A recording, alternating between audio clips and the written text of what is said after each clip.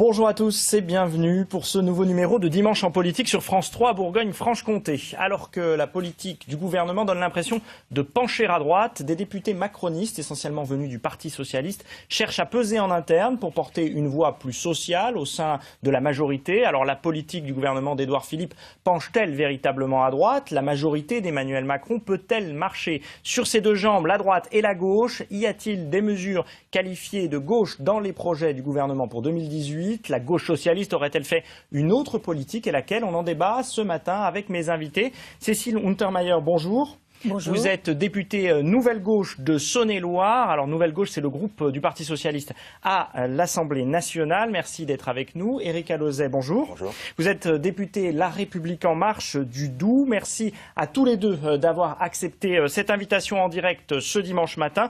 Vous qui nous regardez, vous pouvez bien sûr commenter cette émission sur les réseaux sociaux avec le hashtag DimpolBFC comme Dimanche en politique Bourgogne-Franche-Comté. Alors Éric Alauzet, c'est à vous que je pose la première question. Vous, l'écologiste, ancien membre d'Europe Écologie Les Verts, donc plutôt classé à gauche, théoriquement, même si vous me direz très vite que l'écologie, c'est pas seulement de gauche. Quel regard est-ce que vous portez sur ces deux jambes de la majorité? Est-ce que, honnêtement et sans langue de bois, vous ne pensez pas qu'il y en a une qui est un petit peu plus musclée que l'autre? Ce qui arrive dans le corps humain aussi, docteur, j'allais dire. C'est le monde, c'est la planète qui vire à droite et la communauté internationale et vers le libéralisme. C'est une tendance lourde depuis les années Thatcher-Reagan, 30-40 ans, donc c'est difficile de résister à ce mouvement. Il faudra regarder mesure par mesure, parce que je pense que les Français, ils n'ont pas trop envie de savoir si c'est droite ou de gauche, ils ont envie de savoir quel impact concret ça a sur leur vie. Mais votre question est extrêmement pertinente, parce que ce débat, il reste tout à fait légitime. Que je simplifie en disant à la tension entre l'individu, que la droite traite plutôt, et le collectif, que la gauche traite plutôt de son côté. Et c'est un équilibre permanent entre les deux, et vous avez raison de le dire, qui va de plus en plus vers l'individu, vers cette liberté absolue qui devrait tout régir, et l'économie en particulier. Vous ne me répondez pas comme beaucoup de membres de la majorité. C'est un débat ancien monde. Maintenant, c'est le nouveau monde. La droite et la gauche, ça n'existe plus. Non, pas du tout. Il y a différentes façons de voir la droite et la gauche. Il y a la question de l'Europe, par exemple. Qui pourrait fracturer la droite et la gauche, mais c'est principalement, je dis, cette évolution du monde qu'il faut essayer de contrecarrer. Le discours du président de la République à Davos est extrêmement éclairant de ce point de vue-là. Il dit, en gros, en France, on est dans la compétition mondiale et il faut peu ou prou s'y adapter, mais mondialement, au niveau de l'Europe en particulier, il faut essayer de maîtriser, de contrôler cette dérive libérale, sinon on va perdre toutes nos valeurs et les inégalités vont croître. C'est cette tension permanente qu'il faut essayer de régler. Après, il faut regarder les mesures concrètes. Alors, on va en venir aux mesures concrètes. Cécile Untermaier, vous, quel est votre regard sur cette majorité d'Emmanuel Macron que vous côtoyez presque quotidiennement à l'Assemblée nationale? Est-ce qu'elle est plus de gauche, plus de droite? Comment vous la regardez? Écoutez, cette majorité doit, ce qui est assez symptomatique, c'est qu'on sent des députés qui doivent tout, en fait, qui doivent leur élection à Emmanuel Macron et qui, de ce fait, sont bien sûr dans la main d'un exécutif qui fait peser sa vision et sa démarche, très manifestement, moi je pense, sans tabou, parce qu'il y a des tabous à gauche, il y a des tabous à droite. Manifestement, la politique qui est menée est une politique sur la jambe de droite.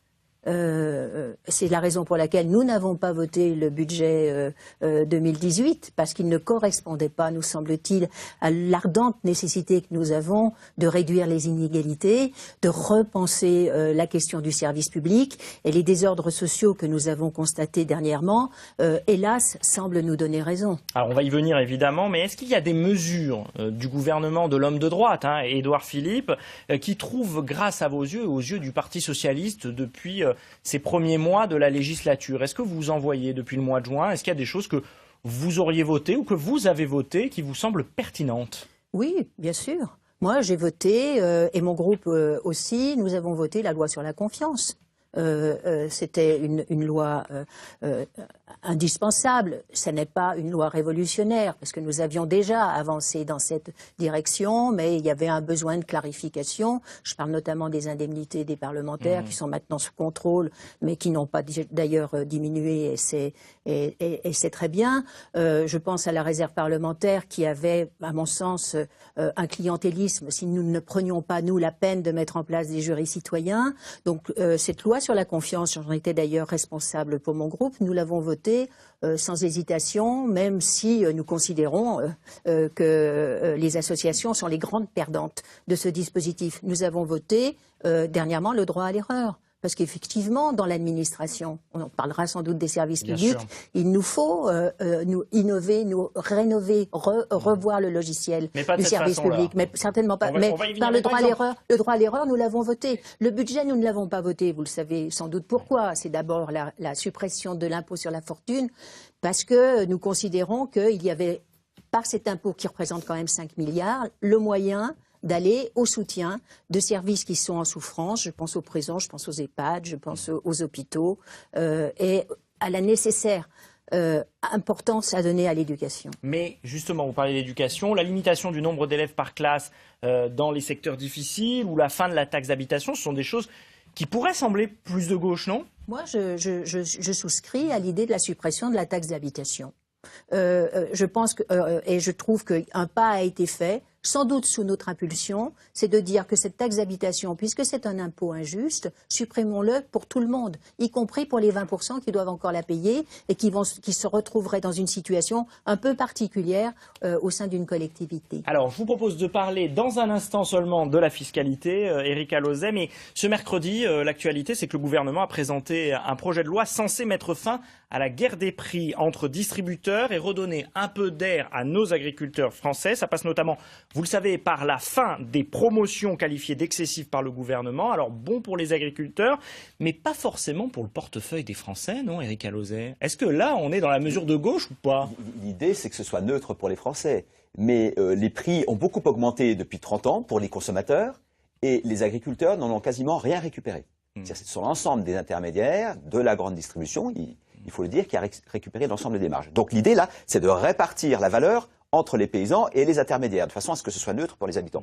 Est-ce qu'on va y arriver ou pas? L'idée, c'est de prendre en compte dans le prix, dans la formation des prix, le coût de production des agriculteurs. Alors, vous avez ceux qui vont pas trop mal, qui sont sur des niches, des AOC, oui, on pense au comté, évidemment, des filières, de la distribution directe, et puis il y a ceux qui sont sur les marchés mondiaux. Et ceux-là, il faut les aider, d'une part, à muter quand ils le peuvent, à se dégager de la mondialisation, et pour ceux qui resteront dans la mondialisation et qui n'ont pas le choix, effectivement, à ce que la répartition de la valeur entre le producteur, le paysan et les distributeurs soit plus favorable aux paysans. Mais je pense aux familles qui nous regardent, à ceux qui achètent un produit et ont un autre offert. On le voit beaucoup dans nos magasins. Ça, le gouvernement n'en veut plus, y compris quand ce n'est pas des produits d'agriculteurs français. Allez, je vais prendre un exemple. Ma capsule de café, qui n'a rien à voir avec le producteur français, qui par ailleurs n'a souvent rien à voir avec une entreprise française. C'est plutôt du côté de la Suisse, souvent que ça se passe. Quand j'achète une boîte achetée, une boîte offerte dans mon supermarché, eh bien, je fais des économies quand même. C'est très net. Est-ce que ça ne va pas impacter le pouvoir d'achat des Français? Oui, mais et ensuite, j'entendrai cette question. Il faut quand même que la question de l'alimentation devienne un enjeu national et une priorité. Vous savez que la part de l'alimentation dans notre dépense s'est réduite. Et ça, il faut que vraiment on apprenne à retrouver la qualité. Et si on retrouve la qualité, c'est pour notre santé, c'est pour l'environnement, c'est pour les paysans. Donc il y a des questions d'équilibre de pouvoir d'achat à retrouver, bien évidemment. Mais il faut qu'on parle des mesures de pouvoir d'achat, parce que c'est là que ça se joue principalement. Alors on va y venir, évidemment. Cécile Untermaier, cette loi, ce projet de loi alimentation, comment vous l'analysez, vous? Alors, il a été déposé le 31 janvier en Conseil des ministres. Je pense que c'est une loi qui s'inscrit bien sûr dans les états généraux bien nommés de l'alimentation, auquel quand même Nicolas Hulot n'a pas souhaité manifester son intérêt et son adhésion parce qu'on était en deçà de la démarche que nous voulions avoir. Je pense que les écologistes sont derrière nous à ce sujet. La loi va dans le bon sens. Ce que vous avez dit, moi je suis complètement d'accord. Il faut effectivement le 10% de seuil de revente, la limitation de la promotion, c'est tout à fait essentiel et je pense que nous allons souscrire sur ce point. En revanche, il y a une question. Et je pense qu'on pourrait, nous, l'Assemblée, si nous sommes vraiment une Assemblée, discuter de cela. La question, c'est les grandes surfaces, la grande distribution. Moi, je ne fais pas confiance à la grande distribution. Je ne pense pas qu'on arrivera à la réguler au point qu'elle satisfasse aux exigences légitimes du paysan qui veut, bien sûr, vivre de sa production. Et c'est là où je considère qu'il nous faudrait mettre le citoyen dans la boucle, c'est-à-dire imaginer une traçabilité sur la transparence des marges et sur le coût auquel on a acheté le produit qui a été fabriqué. Cela, ça fait depuis 2012 que je tente de poser cette question et je tends la main à mon collègue pour que nous puissions ensemble réfléchir à cela. Mais des fois, j'ai l'impression que vous ne faites pas les courses dans les mêmes magasins que moi. Est-ce qu'il va y avoir un impact sur le portefeuille des ménages, non? Bien sûr qu'il y aura un impact sur le portefeuille des ménages, mais il faut là aussi avoir de la pédagogie. Peut-être faut-il acheter moins, acheter mieux. Et l'enjeu d'une qualité d'alimentation saine nous renvoie à une agriculture saine, biologique, et il est, à mon sens, tout à fait essentiel d'aller dans cette voie. Et j'insiste sur l'idée du prix citoyen. Remettons le citoyen comme arbitre en face de ses responsabilités de consommateur. Et arbitre entre une grande distribution qui détruit une agriculture et qui donc touche à son porte-monnaie de citoyens qui payent ses impôts, et des producteurs qui ont besoin de nous parce que nous aimons les agriculteurs qui produisent des produits de qualité. Bon, Éric Alauzet, on a bien senti la petite pique sur Nicolas Hulot qui n'a pas vraiment apprécié ces états généraux de l'alimentation, on peut le dire comme ça. Vous, l'écologiste, qu'est-ce que vous dites? C'était pas totalement abouti au niveau de ce moment-là et du rendu compte du travail qui avait été fait, mais le travail se poursuit. On en a discuté avec Nicolas Hulot la semaine dernière. Les choses vont avancer et à certains moments, il faut affirmer sa volonté, il faut affirmer son identité. Il l'a fait à ce moment-là et ça va lui permettre d'avancer. Vous entendez la main tendue aussi du oui, côté mais de bien Cécile sûr, mais il y Untermaier a plein de sujets sur lesquels on se retrouve, bien entendu. Alors on va passer sur les sujets qui fâchent, peut-être plus directement, parce que dans l'actualité de ces derniers jours, Gérald Darmanin, le ministre de l'Action et des Comptes Publics, a évoqué ce jeudi l'idée d'un plan de départ volontaire pour les fonctionnaires qui souhaiteraient partir en raison notamment de la réforme de l'État qui s'engagera dans les prochaines années. Une forme de guichet au départ, ce serait une première dans la fonction publique. Est-ce que vous êtes à l'aise, Éric Alauzet, avec cette idée qu'il faut moins de fonctionnaires, avec cette idée qu'on met un guichet de départ dans la fonction publique? Vous, allez, l'écologiste de gauche, on va dire, pour moi, j'ai été bousculé sur beaucoup de sujets. Et on en reparlera, et c'est pas fortune. Est-ce que comme vous faites comme Nicolas Hulot, est-ce que vous avalez beaucoup de couleuvres et beaucoup de chapeaux? Mais c'est en permanence des débats. Je pense que cette période-là, elle est extrêmement bénéfique parce elle donne une respiration à la vie démocratique. Les partis politiques, c'est bien, ça construit des politiques cohérentes, mais en même temps, ça enferme. Et là, cette période, elle ouvre les fenêtres. Enfin, une bouffée d'oxygène. Et moi-même, j'ai été obligé de m'interroger sur un certain nombre de sujets. On aura peut-être le temps d'en parler. Celui que vous évoquez à l'instant, de la suppression du nombre de fonctionnaires, ceci dit, ça a été largement évoqué pendant la campagne. C'était autour de 100 000 pour Emmanuel Macron. C'était, vous vous souvenez, 500 000 pour François Fillon. Vous demandez la différence entre la droite et la gauche. Ils se sont assagis un peu à 300 000. Mais quand même, il y a une sacrée différence. Donc, le monde évolue. La fonction publique va évoluer aussi. C'est inévitable. Alors, c'est le début du débat pour l'instant. Donc, je ne vais pas me prononcer sur les effets d'annonce qui ont été faits. On verra. On va travailler. On verra quels sont les effets d'annonce de votre gouvernement. Donc, bien sûr. Ça a un impact. A priori, c'est les effets d'annonce du gouvernement de la France. Donc, ça va avoir un impact. L'idée qu'on allait réduire de 100 000 le nombre de fonctionnaires sur 5 millions, c'est pas nouveau. Voilà, on le savait. On savait qu'il y aurait une diminution du nombre de fonctionnaires. Du coup, ça ne vous surprend pas, Cécile Untermaier? Non, c'est attendu. Et je pense qu'Emmanuel Macron a bien l'intention de faire ce qu'il a dit. Et en ce sens, moi, je comprends qu'il ait cette démarche. Ceci dit, nous, on a toujours manifesté notre volonté de maintenir ce niveau de fonctionnaires actuellement. Non pas par souci de corporatisme, mais parce qu'on sait bien que les services publics ne sont plus au niveau de ce qu'attendent les citoyens.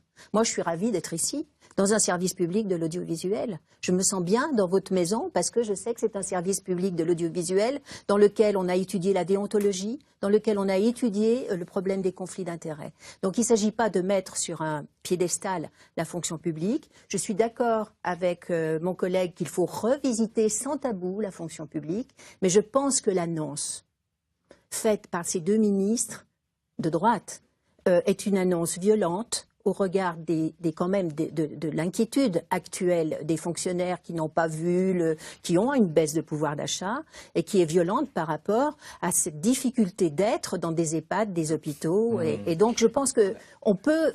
Le départ volontaire est important. Et je pense qu'il faut qu'on mette du temps sur cette question parce qu'elle est importante. Pourquoi pas le départ volontaire? Mais le départ volontaire...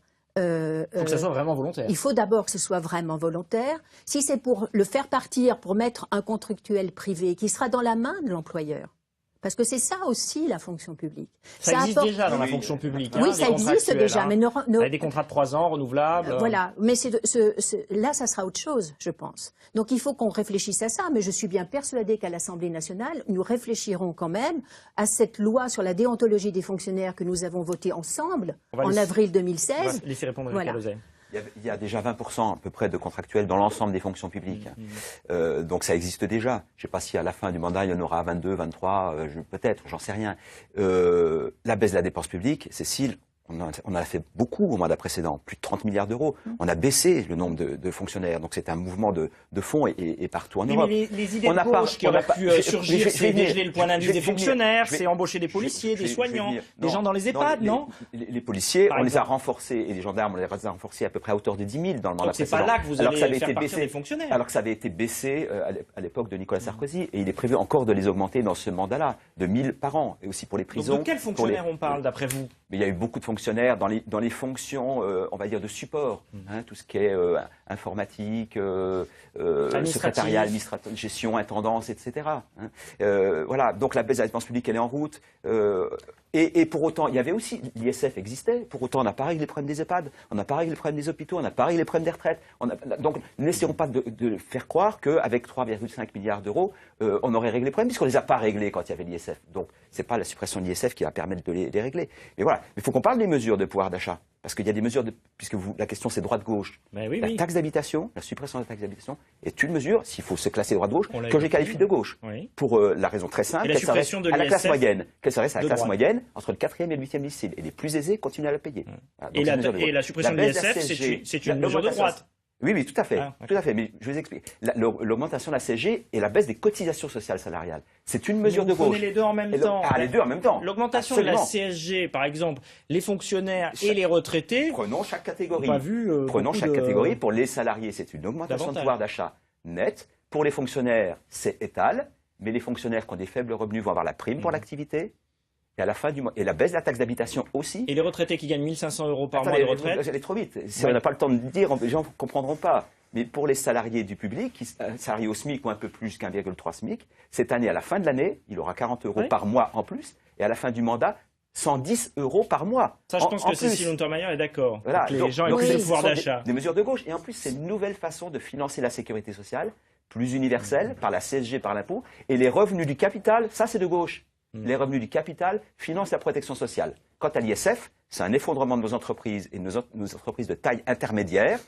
Ceux qui détenaient le capital, les familles notamment, se sont vendus, sont allés placer leur argent à l'étranger. Et on a 3 fois moins de TI que les Allemands. On n'a plus de robots en France. C'est une vraie catastrophe pour notre économie, avec une balance commerciale. Cécile Untermaier doit vouloir réagir parce qu'on a bien entendu là le discours du gouvernement et de la République en marche que vous faites vôtre. Hein, c'est logique, oui. Mais bon, sur l'impôt sur la fortune, moi j'ai pas envie de faire cette bataille de chiffres. Bon, voilà, on en est. C'est vrai qu'hier j'avais un conseil citoyen.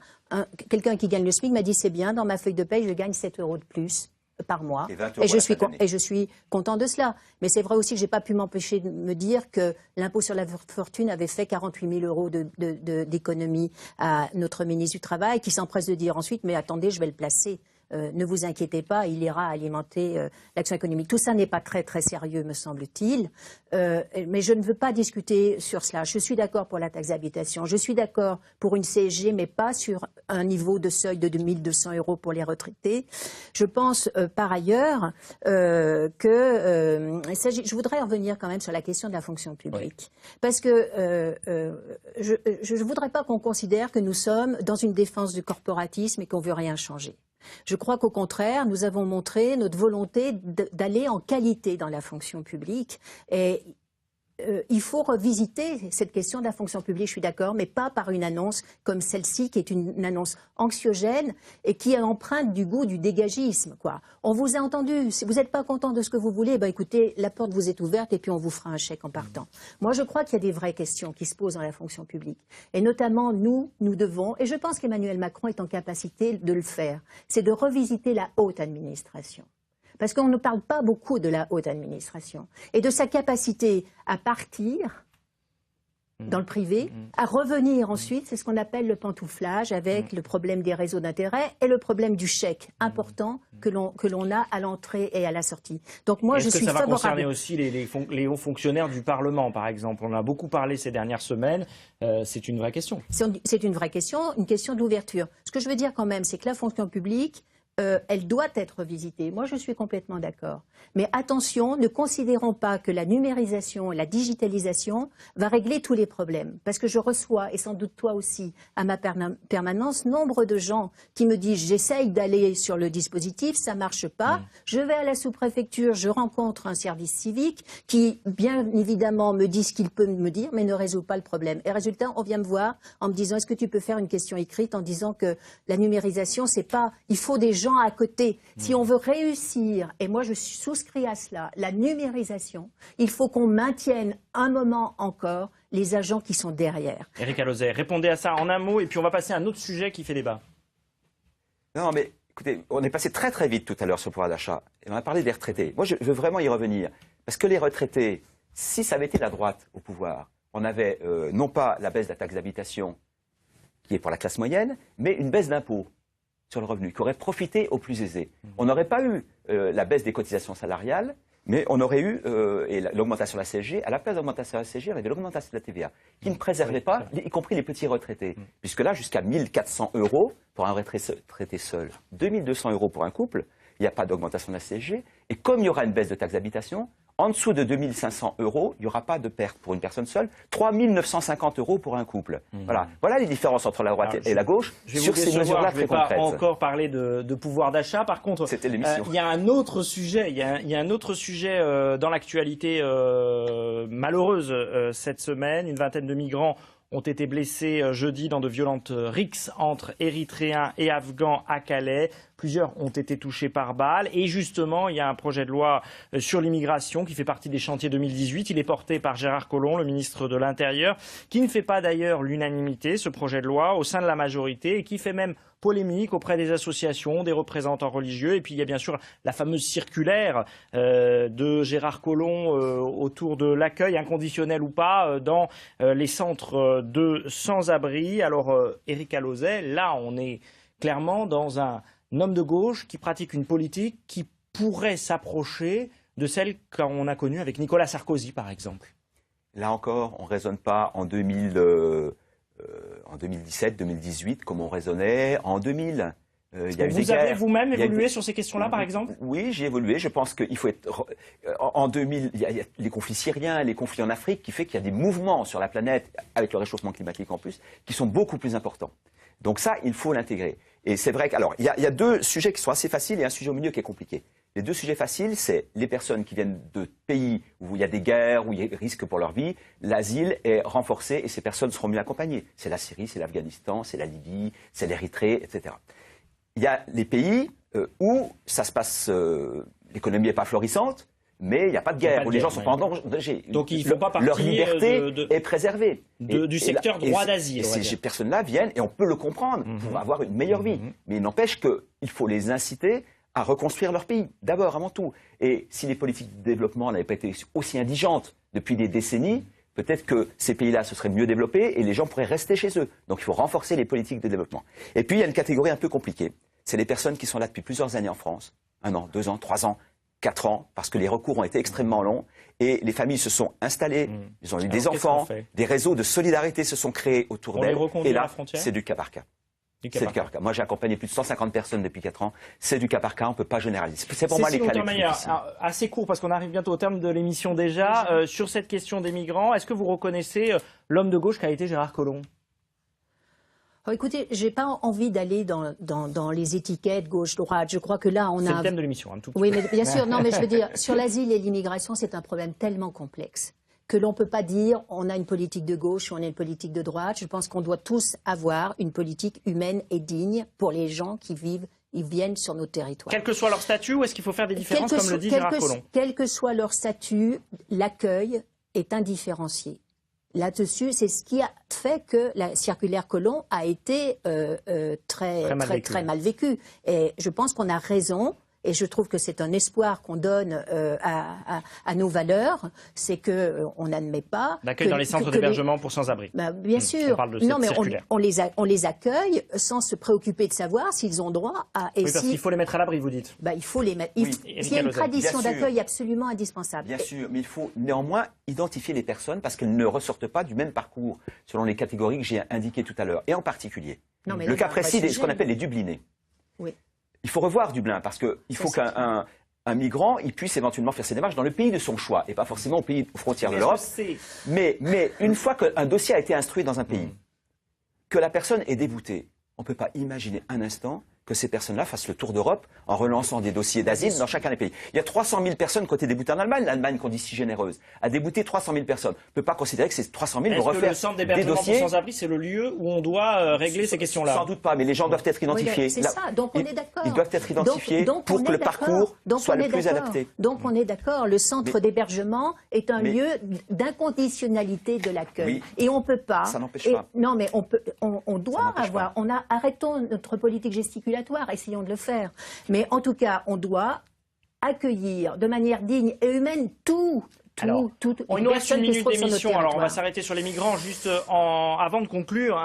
Dans le journal du dimanche, il y a 3 semaines, Manuel Valls déclarait ceci, je vous propose de regarder avec moi: le point d'équilibre de la majorité est au centre-gauche, alors que celui de l'exécutif est au centre-droit. Le risque de désaccord vient de là, expliquait l'ancien Premier ministre. D'accord, pas d'accord? Non, pas du tout d'accord. La politique qui est menée est celle d'Emmanuel Macron. Comme au mandat précédent, ça n'a jamais été ni la politique de Jean-Marc Ayrault, ni celle de Manuel Valls. Ça a toujours été celle de François Hollande, y compris l'inflexion. La politique qui est menée, l'ensemble des mesures dont on a parlé, sont toutes les mesures. Il n'y a pas une différence entre les deux. Vous la sentez, cette différence entre les deux? Je ne dis pas qu'il n'y a pas de différence. C'est analysé juste. Le gouvernement est plus à droite et la majorité un peu plus à gauche? Actuellement, forcément, mais la politique, ce n'est pas les 6 mois qui viennent de s'écouler. On va voir, et il y a la marge pour le rétablissement. On suivra bien sûr tout ça de près. Merci d'avoir accepté de répondre à ces questions et de débattre en direct ce matin. Et à vous de nous avoir suivis. Dans un instant, le point sur l'actualité régionale avec Emmanuel Pinsonneau. Et puis la partie nationale de Dimanche en politique. Francis Letellier reçoit le bourguignon Benjamin Griveaux, porte-parole du gouvernement. Et puis sachez que cette émission s'interrompt quelques semaines pour laisser place aux Jeux Olympiques. Et on suivra les sportifs de notre région. Bon dimanche.